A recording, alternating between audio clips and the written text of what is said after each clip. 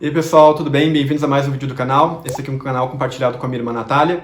E hoje, finalmente, eu li O Vermelho e o Negro, do Stendhal, que é um daqueles livros que estava naquela listinha muito legal de calhamaços para 2024. Tá certo que eu falei naquela listinha? Eu falei naquela listinha. Mas aqui tá um livro, né, que eu finalmente consegui terminar de ler, que eu gostei muito, e eu recomendo que vocês assistam aquele vídeo, tem outras dicas lá muito legais, e o vídeo foi muito bem, então é um vídeo que eu tenho muito orgulho, e eu acho que vocês vão gostar, tanto quanto o vídeo desse livro aqui, em especial, do Vermelho e o Negro. Bom, galera, esse livro aqui, eu não sei porquê, tá, mas eu tinha uma espécie de sensação que ele era um livro difícil, denso, árido, né? E pelo contrário, foi uma experiência... Cara, eu ri muito lendo esse livro. O Julien Sorel, ele é um personagem, assim... Ao mesmo tempo que você detesta o cara, ao mesmo tempo você tem uma empatia por ele, entendeu? Ele tem um sabor ali, um quê ali de especial que faz com que você engaje na leitura, que você engaje nos problemas que ele te traz. E a escrita do Stendhal é muito divertida, muito saborosa. Ele tem um narrador aqui que é muito pela fofoca, sabe? Fofoqueira! Ao mesmo tempo que ele, né, obviamente vai contar o que está acontecendo em cena, ele mostra também o que acontece na mente do personagem, dos personagens, e a interpretação que ele faz a partir daquilo que ele está te contando. Então, né, o cara pode escrever uma carta de amor, a gente vai ter ali a consciência do que ele está pensando, que na verdade é uma escrita, né, fria, calculada, né, um passo que ele vai dar em rumo ao objetivo dele, e o Stendhal coloca no pensamento, na voz desse narrador, também a interpretação que ele faz disso tudo, né, contando essas etapas todas do processo. É um livro que eu recomendo muito para quem gosta de ler, para quem gosta de literatura francesa. Ele é um livro também para quem gosta de uma fofoca, né, para quem gosta de uma crítica social, e não à toa, né, o título completo do livro, né, O Vermelho e o Negro, Crônica de 1830. Então ele vai falar muito ali sobre a época, o presente momento do próprio autor, né, e da França naquele período. Então é muito interessante, ele é realmente um retrato que vale a pena você engajar e você... E é um livro que ele te recompensa se você vai atrás de pesquisa, de material extra, porque ele é realmente um livro com várias camadas, então isso torna a leitura muito dinâmica, muito interessante. Bom, galera, o que eu também fiz aqui algumas anotações, né, de algumas chaves de leitura, digamos assim, que a gente poderia ter a respeito dessa obra que eu queria compartilhar com vocês, né? Então, como eu falei, ele vai fazer uma leitura muito ácida do período pós-napoleônico, né? Porque, veja, a gente tem aqui, né, grosso modo, uma sinopse, porque eu acho que O Vermelho e o Negro é um daqueles livros que a gente ouve falar, né? Ele tá no 1001, ele tá em várias listas, né? Mas, às vezes, a gente não sabe exatamente do que se trata a história, né? Então, brevemente aqui, pra gente poder botar todo mundo na mesma página, a gente vai ter o Julien Sorel, que é um jovem ali dos seus 16, 17 anos, muito jovem, muito bonito, muito franzino, que ele tem um objetivo de vida, né? Ele se acha a melhor pessoa do mundo, digamos assim, né? Ele se acha mais inteligente, mais bonito, mais sagaz, né? E ele tem uma espécie de objetivo que é ascender socialmente, a grosso modo, né? Só que ele vive numa era pós-napoleônica em que você ascender no exército já não era mais uma opção. Ele tenta fazer isso por meio da igreja, mas ao mesmo tempo ele percebe que não é bem o caminho, né? Ele acaba sendo só uma ferramenta, né, que ele vai usar, e ele percebe então que talvez a melhor estratégia seja usar a própria beleza que ele tem, ele é descrito como um personagem muito bonito, para conquistar mulheres da sociedade, né? E a partir dessas conquistas, né, geralmente são mulheres casadas, né, ele vai conseguir ascender socialmente. Queen! E ele vai fazer, então, a ideia dele, digamos assim, né, o seu objetivo, talvez, é fazer uma crítica, né, mostrar como a alta sociedade, né, a fina flor da sociedade, ela é hipócrita, mesquinha, vazia, fútil, né, e fazendo uma crítica de dentro, ou seja, o objetivo dele é galgar o mais alto grau da sociedade para mostrar o quanto aquela galera ali é fútil e como ele, na verdade, é uma pessoa, né, acima da média, interessantíssima, né? Um elemento que eu acho muito bacana aqui no livro do Stendhal, e que ele vai fazer isso ao longo de todo o livro, é que ele vai criticar todo mundo, sem dó e sem piedade, né? Ele vai criticar ali a baixa burguesia, a pequena nobreza, o clero, a alta nobreza, ele vai descascar todo mundo, ele vai mostrar exatamente onde é que é o calcanhar de Aquiles de todo mundo, ele vai, digamos assim, tirar algumas máscaras, né? Ele vai mostrando como aquela sociedade ali que da moral, dos bons costumes, né, é grandemente fútil, né, e sem conteúdo. Ele vai fazer, e ele é muito mordaz, assim, ele vai, ao longo da leitura você vai percebendo essa crítica, e é o que torna também a leitura muito... Não sei, ela dá um quê, assim, um dos melhores capítulos para mim é ali já mais na metade do final do livro, quando ele entra na casa do Marquês de La Mole, e ele vai, literalmente, assim, passar por personagem que frequenta aquela casa, e vai descascar todo mundo, assim, enfim, do serviçal ao padre, a toda aquela gente que estava ali. E é muito, muito legal de ver, assim, essa crítica social, e é uma crítica também, de certa forma, de classe também, né? Tem um quê ali talvez, de marxismo, porque ele vai mostrar que aquela gente toda ali tem poder e prestígio e dinheiro por uma herança. Eles não fizeram nada para merecer aquilo, né? Eles simplesmente nasceram no lugar certo, na família certa, no momento certo. E nenhum daquelas pessoas ali, digamos assim, faz jus ao privilégio que elas têm, né? E como o Julian tenta, de alguma forma, essa talvez a grande raiva dele, né, nesse sentido de que ele sabe que ele tem potencial, ele é um excelente clérigo, digamos assim, né, porque ele faz seminário, ele se destaca ali, e daí no seminário ele vai dizer assim, não, na verdade, os alunos aqui, tá todo mundo aqui que, né, o pessoal não vem aqui para estudar, só vem aqui para comer, né, o ponto alto do dia não é as aulas, enfim, é o almoço e a janta. E ele vai mostrar também que, então, toda essa alta sociedade ali também não tem razão de ser. Na verdade, é um grande parasita. Tanto que, por exemplo, ele vai ser um ótimo secretário, né, do Marquês lá, e a frustração dele é que, por mais excelente funcionário que ele seja, por mais que ele traga riqueza para aquela família, ele vai ser sempre o cara, o CLT, né? O proletariado, o pequeno burguês, o cara que veio, né, de origem humilde, filho de carpinteiro. Ele nunca vai conseguir, por meios próprios, pelo seu próprio self-made man. Self-made man. Vou te falar de coração. Conseguir ter prestígio para ficar, a minha irmã tá revirando os olhos, para ficar ali em pé de igualdade com aqueles filhos de marqueses, filhos de conde e tudo mais. Então essa é a grande frustração do Julian, assim, e que o Stendhal perpassa isso ao longo de toda a obra. Bom, um outro ponto que eu acho bacana de trazer aqui para a obra, que é o seguinte, né, enfim, terminando essa parte da sequência, né, que eu emendei um assunto e não terminei, né.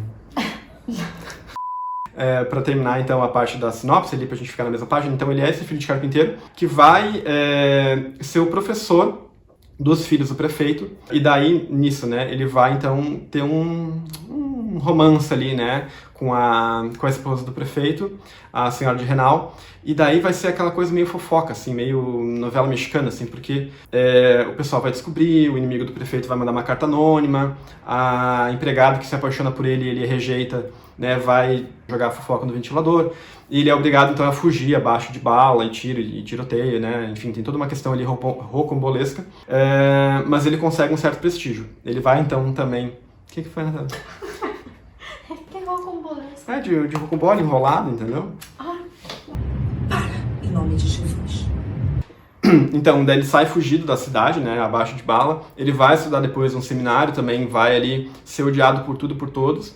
Mas no seminário ele faz amizade ali com um dos professores que vai indicar ele para que ele seja secretário do Marquês de La Mole, aonde lá, né, sendo esse faz tudo, digamos, do cara, ele vai também conseguir ali um salário melhor e tudo mais.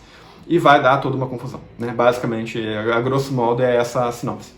E, então, assim, uma coisa que eu acho bacana no Stendhal, que é o estilo dele, que ele marca, talvez, um ponto de virada ali, uma intersecção entre o romantismo e o realismo, porque ele vai ter uma veia realista em que ele vai fazer toda essa crítica social, essa coisa do psicologismo, né, do ser humano, do que estava por trás, e vai fazer essa crítica toda ao sistema ali, né? Ao mesmo tempo que ele tem uma linha também bastante romântica, que ele ainda mantém, né, nessa ponta de ruptura, que é aquela coisa assim, o Julian sofre, coitado, daí alguém elogia o menino, daí ele chora, ele quase se joga aos pés da pessoa que elogiou. Na verdade, ele é um menino muito carente, assim, muito... Falta um abraço ali para aquela criança, sabe? Então, ele tem essa coisa, assim, de se jogar, de as emoções, e daí o tempo reflete as emoções dele. Então, assim, tudo para ele é over, assim, é tudo... né? Ele tem essa questão, então, que ele vai brincando entre esse realismo e esse romantismo ali na obra dele. E é engraçado essa coisa, assim, né, do narrador, que ele é e daí eu acho que talvez para quem for pegar ler, vale um ponto de atenção.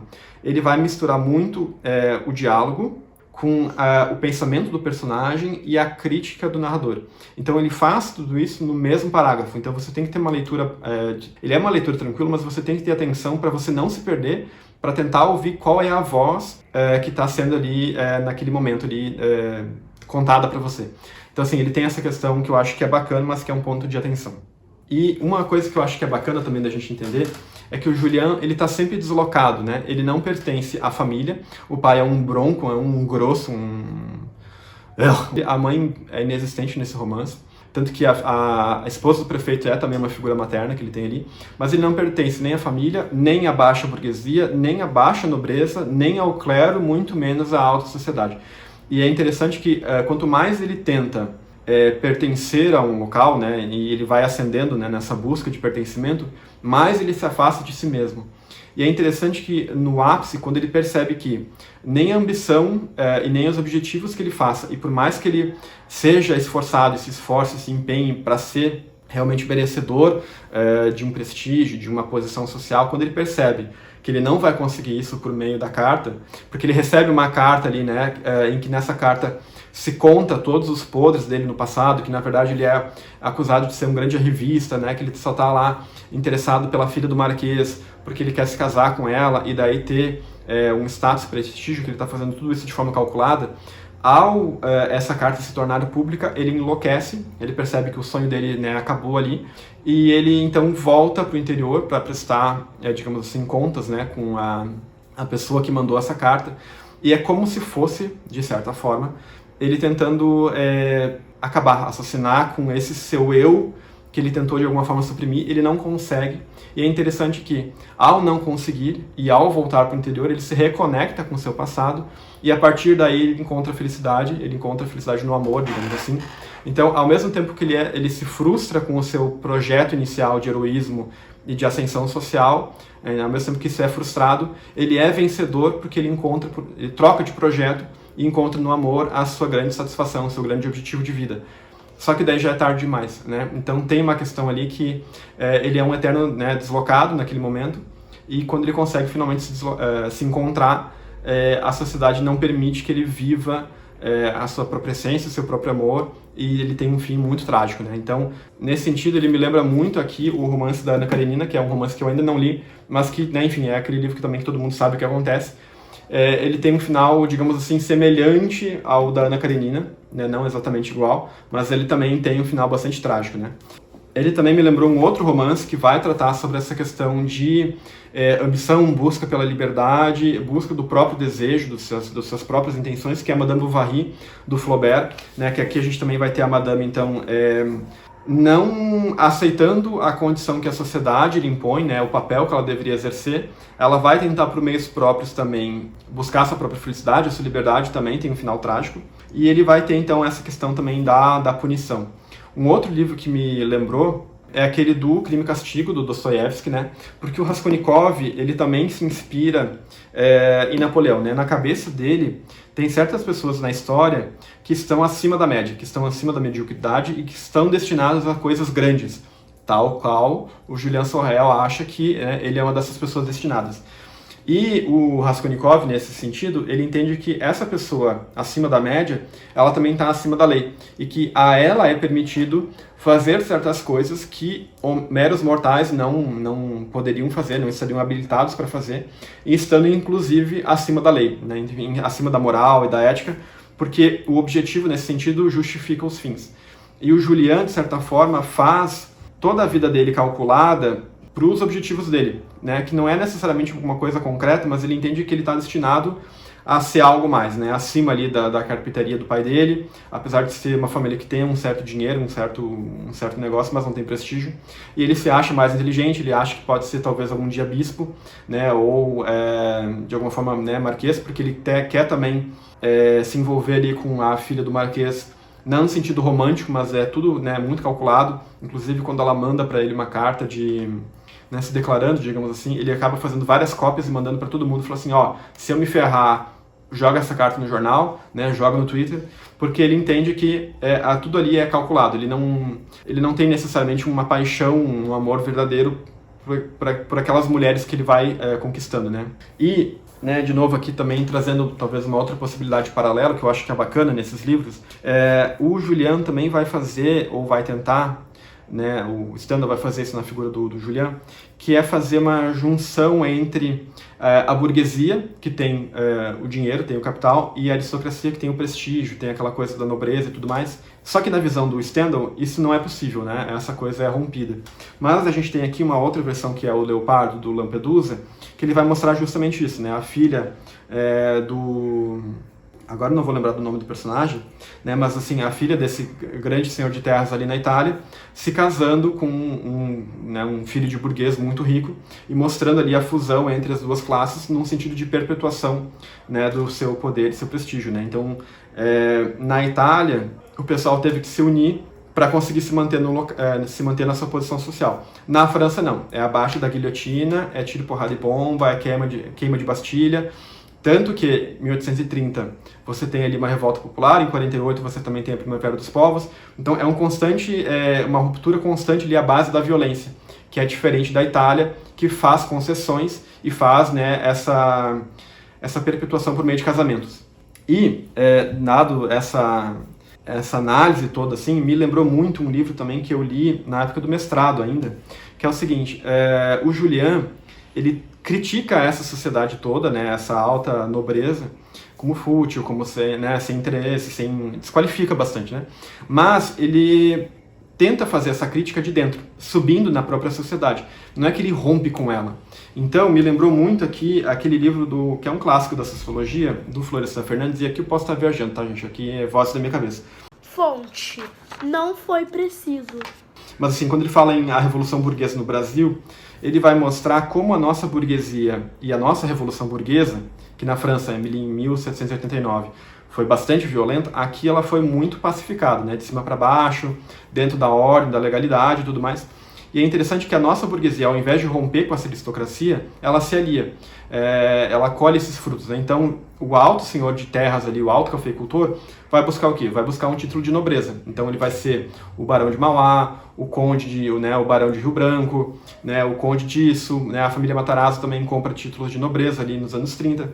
Então, é interessante de ver como, de certa forma, né, a história do Julian é um pouco parecida com a nossa história, né, social brasileira, no sentido de que ele acaba tentando se aliar com ela, né? Ele tenta casamentos, né? Ele tenta não romper violentamente com essa estrutura social. Ele só quer mostrar o quanto ela é hipócrita, e ao fazer isso, ele acaba mostrando que ele também é, porque ele também acaba se associando a ela, né? Então, são chaves de leitura que eu acho que a gente pode ter lendo esse livro, né? E, um último ponto que eu queria trazer também é que é engraçado, né? Porque o Stendhal fala que esse é um romance fora do seu tempo também, né? E o próprio Julian também é fora do seu tempo, né? Porque o grande ícone dele, o grande objetivo dele era se tornar tal qual Napoleão, que também era um cara humilde, né? Que não vem de uma família de berço, ascende no exército, ascende socialmente, ele vira, né, o imperador, né, o maior posto ali na França. E como Napoleão, ele também dá um passo maior que a perna, digamos assim, né? Ele tenta dominar toda a Europa, se ferra lá na Rússia, que tá aí, para quem quiser ler Guerra e Paz, ali a gente vai ter toda essa trajetória. E ele morre, então, sem prestígio, sozinho, como um pária da sociedade, né? Ele é realmente renegado. E o Julian vai muito nessa linha também, né? Ele tenta também dar, de certa forma, um passo maior que a perna, deseja aquilo que ele não poderia ter, e a sociedade o sufoca, né? Ou não permite que ele concretize esse desejo. Então, ele tem esse paralelo com o grande, né, objetivo de vida dele, que era Napoleão. Então, assim, gente, por fim, o que eu queria dizer é o seguinte: ele é um livro maravilhoso, tá? Eu só acho que, pra mim, não foi um favorito 5 estrelas, porque eu acho que ali no rolê ali com a Marquesa de La Mole, ele se enrola um pouco. Eu acho que ele acaba sendo um pouco prolixo, no sentido de que ele já falou, né? A gente já entendeu que ele tá ali muito por uma questão de conveniência, ele tá usando a menina realmente está apaixonada por ele, e eu acho que ali o Stendhal se prolonga um pouquinho a mais a conta, mas isso não invalida de forma alguma o romance. Ele é muito gostoso de ler, eu ri muitas vezes. Toda a parte ali com a Senhora de Renal é muito interessante, e toda essa crítica que ele faz, mordaz, é muito bacana. Então eu recomendo, para quem tem esse livro na estante, é um baita livro, é um baita novelão mexicano, assim, ele tem muito... O que eu quero dizer com isso? Assim, ele é muito exagerado, teatral, intenso, né? Tudo para ele é um grande drama, assim. Então, desde um carinho, um gesto de amor que alguém faz, ele já se emociona, já chora, né? Todo mundo que olha torto, ele já fica puto, já quer, tipo, fazer a caveira do cara.